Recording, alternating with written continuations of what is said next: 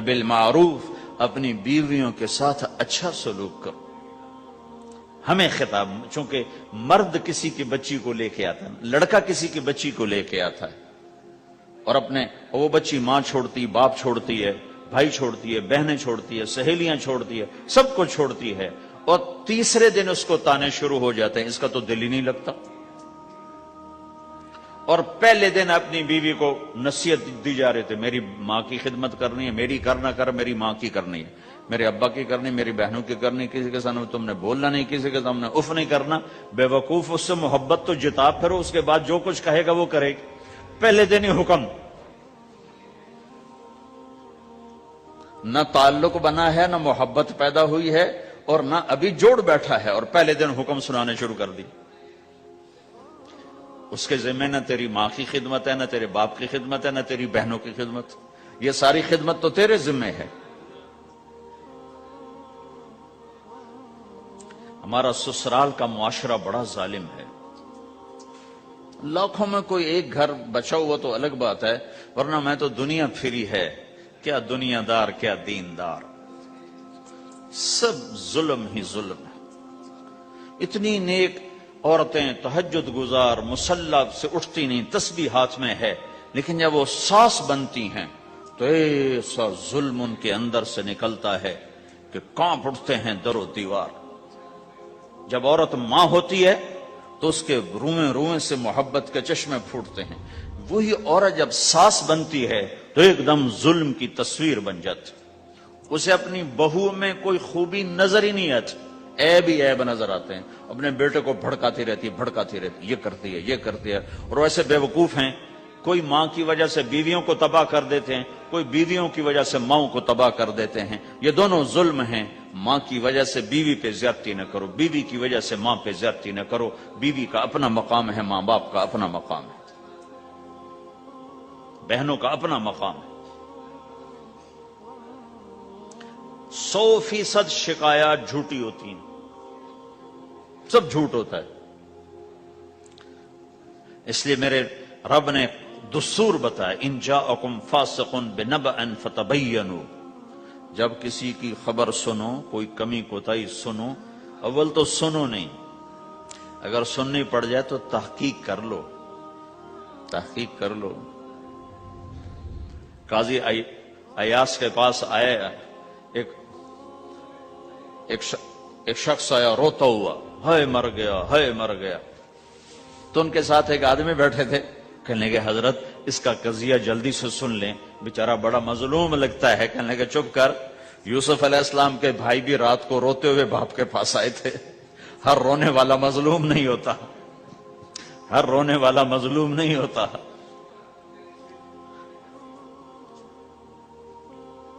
اپنے گھروں کی فضا بناؤ، کمی سنو ہی نہیں۔ تمہاری بیوی ماں کی کمی بتانے لگے، کہا نہ مجھے نہ بتاؤ، تیری بڑی مہربانی۔ تمہاری ماں تمہاری بیوی کی کمی بتانے لگے، کہا اماں مجھے نہ بتا، تیری بڑی مہربانی۔ گھر کی فضا ایسی بناؤ کہ کسی کی کمی کا تذکرہ نہ ہو، تو اللہ کی قسم تمہارا گھر جنت کا نمونہ بن جائے گا۔ یہ معاشرت کا دین بتا رہا ہوں، معاشرت کا دین۔ اپنی بیوی کی خوبیوں کی تعریف کرو، کمیوں پہ پردہ ڈالو۔ بیویوں کے ذمہ ہے خامد کی خوبیوں کی تعریف کریں، انسان حوصلہ افزائی کا محتاج ہوتا ہے۔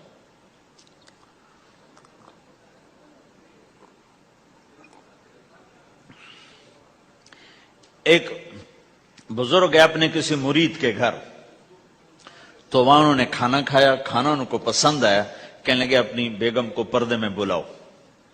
تو انہوں نے اپنی بیگم کو پردے میں بلایا، کہا بیٹی میں نے تیرا ہاتھ کا کھانا کھایا، بہت مزیدار تھا، اللہ تمہیں جزائے خیر دے، تم نے بہت اچھا پکایا۔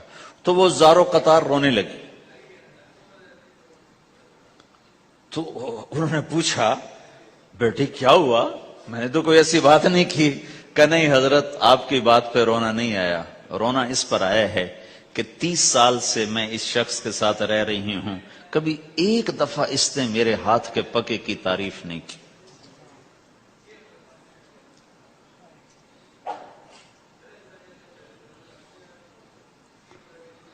آپ گھر میں تشریف لائے، آپ نے پوچھا کوئی کھانے کو کچھ ہے؟ ام سلمہ رضی اللہ عنہ کا گھر، کہا یا رسول اللہ آج تو کچھ نہیں، سرکہ ہے۔ کہا واہ واہ واہ واہ، نعم الادام الخل، سرکہ تو بہت اچھا سالن ہے۔ سبحان اللہ، کیسے دلجوئی فرمائی اپنی بیگم کی، سرکہ تو بہت اچھا سالن ہے، یا تو نے نمک کم ڈال دیا، تو نے مرچی زیادہ کر دی۔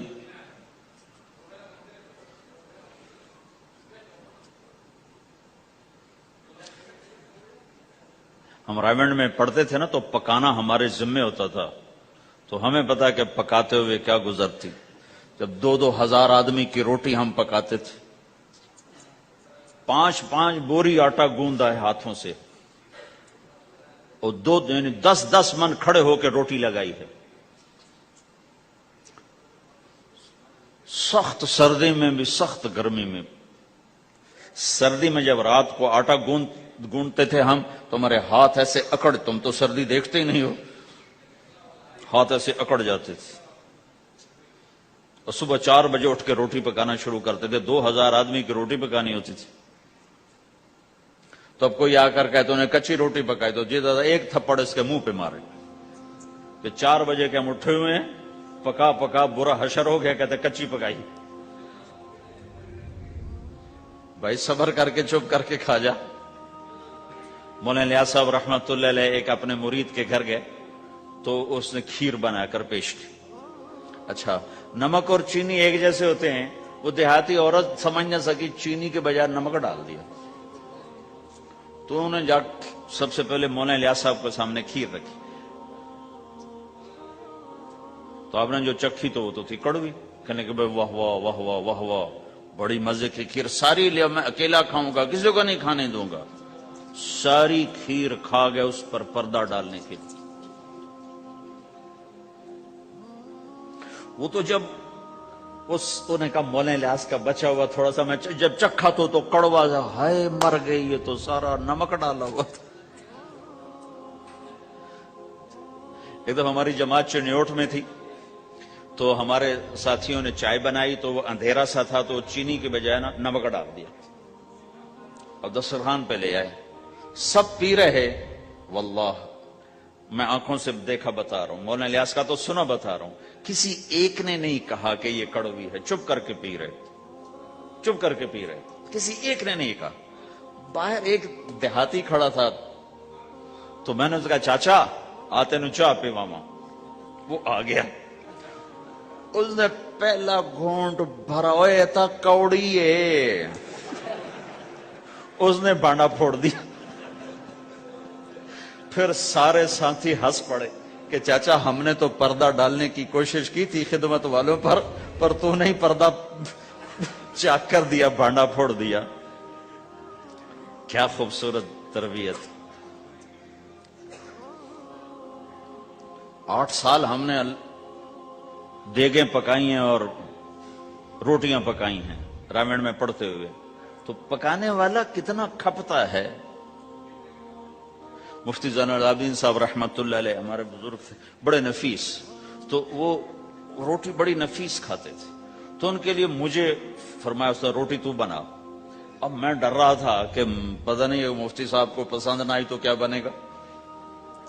حوصلہ افزائی کتنی ضروری چیز۔ اب وہ میں روٹی ناشتے میں لا کے رکھی، اور اللہ کا فضل، اب تو خیر بھول بھلیاں ہو گیا، ورنہ بہت نفیس روٹی میں بناتا تھا۔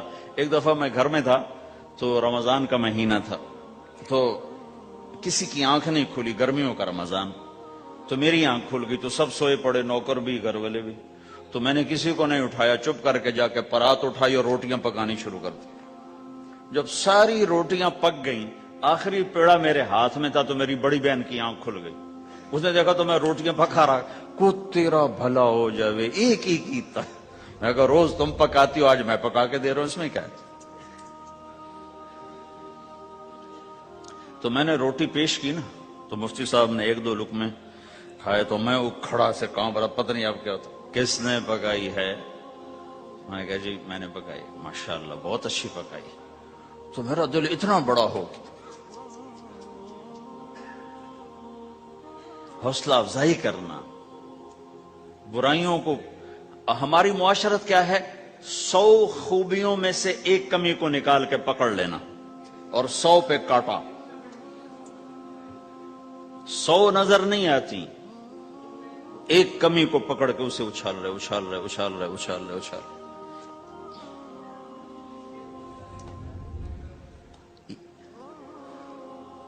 ये घर का दीन है, घर का दीन है, ये घर की मुआशरत है कि एक दूसरे की हौसला अफजाई हो, उससे दिल बढ़ता है, दिल बड़ा होता है।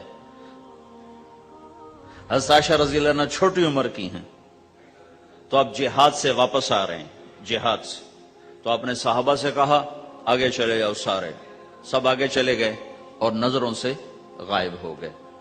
तो अब खुद अल्लाह के नबी कह रहे हैं आयशा मेरे साथ दौड़ लगाओगी? दौड़ लगाएं?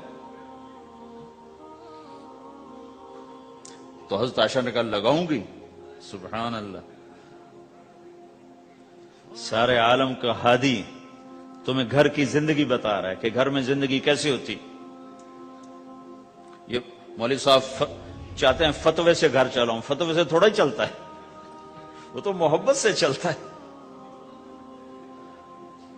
तो फरमाना का हमने दौड़ लगाई तो मैं आगे निकल गई, अल्लाह के नबी पीछे रह गए। फिर कुछ अरसा गुजरा तो आप एक जहाज से वापस आ रहे थे, आपने साहबा से कहा तुम सब आगे चले जाओ। सब आगे चले गए, नजरों से ओझल हो गए, गायब हो गए। तो फिर आपने कहा आयशा दौड़ लगाओगी? कहा जी लगाऊंगी। फिर हमने दौड़ लगाई तो फरमाने लगी उन दिनों में जरा मोटी हो गई थी, तो अल्लाह के नबी मुझसे आगे निकल गए। तो आपने कहा हादिही बितिलका, कि अब तेरा मेरा हिसाब बराबर हो गया, पहले तू जीत गई थी, आज मैं जीत गया।